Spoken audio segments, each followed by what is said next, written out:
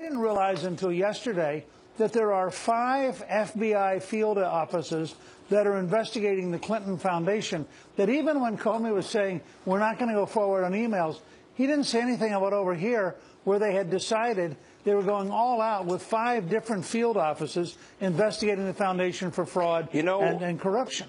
But I just have this sense that the term 650,000, that the minute the president and his staff heard that's how many emails there were that they were looking at, they went, ho, I'm not touching this baby. And all of a sudden, Ernst decides, Comey's doing a good job. We're proud of him. Sort of, they're throwing Hillary under the bus, just the way they structure that. The second thing is different.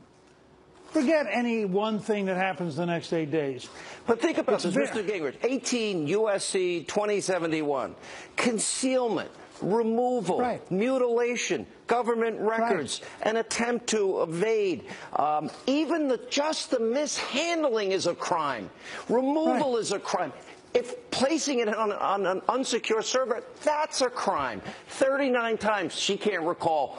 I don't remember being briefed because I had a concussion. What else did you forget? I'd like to know if you're having mental issues of some kind and memory issues of some kind. I think the public would need to know that. Well, I think it's ironic that in the 3 presidential debates, she never seemed to fail to remember everything. And one of the moderators might have said to her, gee, how come you got through the whole debate and didn't forget anything? But here's my deeper point. It's not just the emails, and you're right. Now, you have to have a second set over here of all of the laws that she and Bill have probably broken.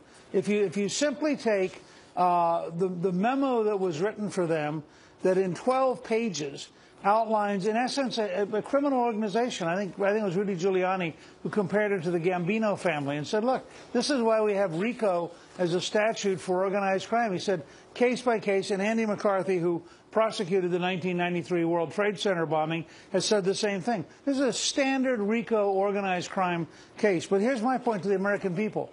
You don't need to know anything more for the next 8 days. What you now know is, if Hillary Clinton is elected, like Richard Nixon, who carried 49 states and got over 60% of the vote and lasted 1.5 years. Because no matter how good the election result, if you are a criminal, if you run afoul of the system, if you have obstructed justice, the system grinds you down. And Hillary will spend, if she ever became president, she would spend the brief period of her temporary presidency and just totally entangled. Well, the country will suffer, and it will be a constitutional crisis.